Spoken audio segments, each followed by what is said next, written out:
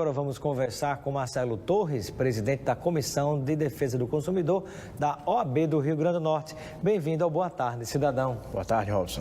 Obrigado pelo convite. Prazer tê-lo conosco. Eu inicio a nossa entrevista conversando sobre a situação o aumento das passagens aéreas e também das bagagens, né? Essa conversinha fiada de cobrar bagagem era justamente a desculpa para querer dizer que o preço da passagem aérea ia baixar. E nenhum nem outro, né? Nenhum nem outro, Robson. Em 29 de abril do ano passado, a gente teve a edição da publicação da resolução número 400 da ANAC. E a ideia da resolução era justamente diminuir o preço das passagens. Foi feito um relatório agora da ANAC e se percebeu que, infelizmente, esse valor não foi diminuído. O consumidor, mais uma vez, está pagando um valor que não deveria estar pagando. E o detalhe é o aumento também da cobrança de bagagem, né? Sem dúvida nenhuma. Isso é incrível. Porque deixou-se ao crivo das empresas aéreas promoverem a cobrança de acordo com o patamar que elas quisessem. E no primeiro momento parecia que essas cobranças iriam ser diminuídas, mas no segundo momento a gente viu que quase que um cartel que existe, ou seja, a gente não tem aquela possibilidade de escolher a melhor empresa, infelizmente. Lamentável, né? E uma outra pergunta que lhe faço, o que é que o consumidor pode fazer diante de situação como essa? Há uma absoluta impotência ou tem alguma alternativa para tentar contestar esse tipo de situação? Bem, num primeiro momento, o consumidor em si ele não tem uma possibilidade de ajuizar uma ação contra a empresa porque é a lei da oferta e da procura. A empresa ela tem como ofertar o preço da passagem de acordo com o que ela bem entender. Agora, os órgãos que promovem a defesa dos interesses dos consumidores, como o próprio Ministério Público de Defesa do Consumidor, os PROCONs, devem promover as fiscalizações para perceber se existe ou não um cartel e ainda mais, se existem cobranças que são consideradas abusivas, para aí sim ser tomada a devida precaução, se for o caso até judicial. E não há nenhuma perspectiva de, por exemplo, o Ministério Público, talvez nesse caso seja o federal, o Ministério Público Federal ou os Ministérios Públicos Estaduais ou o Conselho Nacional do Ministério Público, não sei, alguma instituição tentar dar um passo nesse sentido? Bem, após a edição desse relatório da ANAC, que demonstra que não houve diminuição, sem dúvida nenhuma, percebe-se que houve uma frustração para a expectativa do consumidor e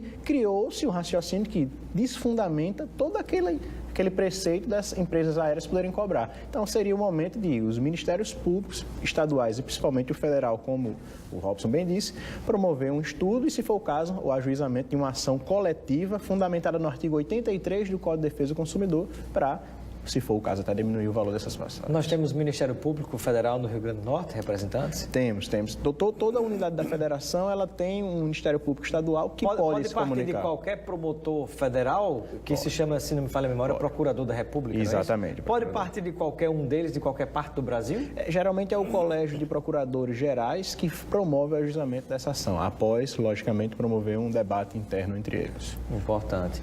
E aí eu pergunto, falando agora sobre a situação de planos de saúde, né? Que eu me lembro também que há um tempo atrás, me parece que era o deputado Rogério Marinho, deputado federal do PSDB, que defendia alguns ajustes na forma de cobrança dos planos de saúde, com o detalhe de que, passando a cobrar diferenciado, sobretudo para o pessoal idoso, isso provocaria uma diminuição também no valor a ser pago pelos planos de saúde. Mas, do mesmo modo, parece que estamos diante de uma outra situação também. Isso. Agora nós estamos falando da resolução número 433 da ANS, a qual prescreve que agora os planos de saúde que são promovidos mediante coparticipação e franquia podem sofrer um reajuste de 40%, o que a gente não entende, Robson, porque antes da resolução, a ANS ela determinava, não oficialmente, mas ela instruía as operadoras de plano a cobrarem no máximo 30%. Aí, após a oficialização, a gente tem um patamar de 10% a maior, ou seja, 40%, o que onera mais uma vez o consumidor. Incrível. Temos a pergunta da Marta Silva, que está nos acompanhando em Ponta Negra.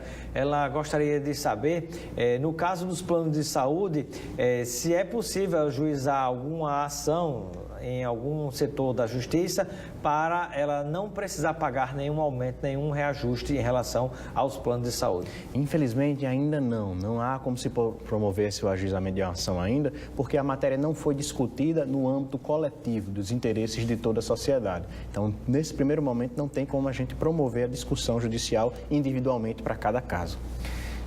Pergunta do Tiago Almeida, que está nos acompanhando no Tirol. Ele gostaria de saber, em relação aos planos de saúde e se ainda algum plano de saúde pode cobrar carência quando você faz o plano ou quando você muda de plano.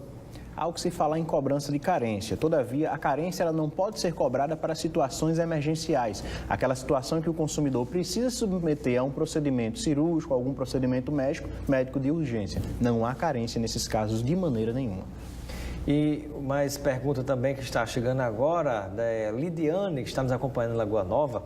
Ela gostaria de saber se existe algum patamar em relação a cobranças dos planos de saúde sobre as coparticipações. A partir da resolução nova que foi criada, 433, há o que se falar, em cada plano vai ter sua cobrança individualizada, mas o limite que deve ser promovido é um limite mensal para cada valor, ou seja, o consumidor não pode pagar mais do que a sua própria mensalidade, ou seja, para o consumidor quer optar por algum procedimento cirúrgico, algum procedimento que esteja previsto no seu plano, ele paga a sua mensalidade e, no máximo, o outro valor de mensalidade. Ele não pode chegar ao patamar de mais de 100% do valor da mensalidade, isso mensalmente. E existem também limites anuais, para 12 vezes o valor da mensalidade para procedimentos também. E isso tudo previsto na nova resolução. Muito bem, estamos conversando no Boa Tarde Cidadão com o presidente da Comissão de Defesa do Consumidor da OAB do Rio Grande do Norte, advogado Marcelo Torres. Temos mais perguntas do telespectador. Pergunta agora é da Cíntia, da Cidade Satélite, que sempre participa com a gente. A Cíntia da Cidade Satélite quer saber, em relação às agências de viagens que vendem passagens aéreas, que dizem que a bagagem despachada está inclusa, mas quando chega na hora do check-in não está inclusa. O que é que ela pode fazer? Nesse caso, nós temos uma situação de vício na prestação de serviço. O artigo 20 do Código de Defesa do Consumidor determina que, no caso de vício na prestação, o consumidor pode pedir o reembolso do valor, pode pedir para que a própria empresa promova esse pagamento porque estava previsto, e aí a gente entra no artigo 35 do CDC, que fala sobre a vinculação da oferta. Se a operadora de viagens, a empresa diz que existe o pagamento já integralizado dentro daquele pacote, o pacote tem que estar integralizado. Ou seja, o consumidor tem o direito de ajuizar uma ação fundamentada no artigo 20, no artigo 35 do CDC e pedir ou a vinculação daquela oferta ou, se for o caso, o reembolso das suas despesas. E como ela pode proceder na hora? Porque certamente uma situação dessa acontece na hora da pessoa embarcar. E aí? Transtorno muito grande, fica difícil para o consumidor naquele exato momento resolver a situação. Deve, primeiramente, entrar em contato com o próprio juizado especial, que existe lá no aeroporto. Ah, tem no aeroporto? Isso. Se não conseguir solucionar, aí seria a situação de ter que viajar mesmo, arcar com os custos. Aí registra tudo para depois acessar a justiça. Inclusive, pleiteando danos morais também pelo desconforto que foi sofrido, o abalo psicológico que foi sofrido pelo consumidor. Muito bem. Temos mais participação do telespectador. A pergunta do Jean Carlos está nos acompanhando lá em Parnamirim. Ele gostaria de saber como é que funciona para dar entrada na justiça contra o plano de saúde na hora que se nega a atender um paciente quando há uma mensalidade em atraso. Bem, numa situação como essa, deve o consumidor, em caráter de urgência, tentar promover o mais rápido possível o pagamento da sua mensalidade e, caso promova o pagamento e a empresa mesmo assim não queira cumprir, deve procurar o Poder Judiciário, por intermédio do complexo judiciário ou por intermédio de um próprio advogado que pode ajuizar a ação para a defesa de seus interesses jurídicos. Inclusive, se for após as 18 horas e precisar desse procedimento, situação essa em que o fórum já se encontra fechado, pode procurar o plantão judiciário que funciona no Tribunal de Justiça, entre as 18 e as 8 da manhã. Mais perguntas do telespectador. Suzane, do Pajuçara, Zona Norte de Natal, ela disse que um certo plano de saúde colocou-a no SPC Serasa 5 vezes. Ela quer saber se isso pode realmente acontecer ou se há algum limite, o que é que pode acontecer numa situação como essa? O nome do consumidor ele só pode ser inserido em cadastro de restrição ao crédito caso o consumidor não venha a pagar a fatura. Se a fatura se encontra paga e o nome do consumidor é inserido, há o que se falar numa reparação moral. E nós já temos esse raciocínio simulado, ou seja, já tivemos vários entendimentos de vários tribunais consolidados que criaram uma súmula que determina que inscrição indevida gera dano moral. a telespectadora está falando que atrasou várias vezes de fato, mas cada mês ela foi sendo colocada novamente no SPC. Eu acho que era por cada mensalidade, talvez, né?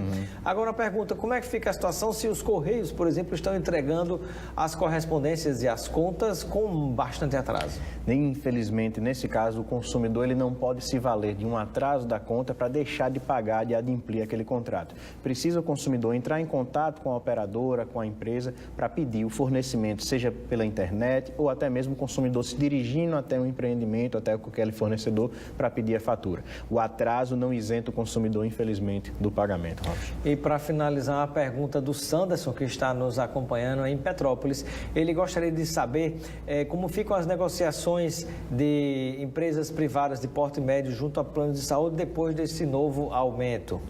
Esses são os famosos planos coletivos. Toda essa negociação vai depender do empregador, do órgão sindical e, logicamente, do funcionário. O funcionário, no final das contas, não tem um poder de voz muito grande, infelizmente, mas o sindicato deve estar amparando esse empregado para, logicamente, buscar a defesa dos seus interesses jurídicos, ou seja, sempre se voltar para a defesa do sindicato em si. Quero agradecer a participação do nosso primeiro convidado de hoje no Boa Tarde Cidadão, que é o Dr. Marcelo Torres, advogado que atua na área do consumidor. Ele é presidente da Comissão de Defesa do Consumidor da OAB do Rio Grande do Norte. E eu quero agradecer a sua presença e entregar para você um kit de produtos Lucena para que você possa aproveitar com amigos e familiares. Muito obrigado, Robson. Convite, você pode sempre fazer que estaremos presentes.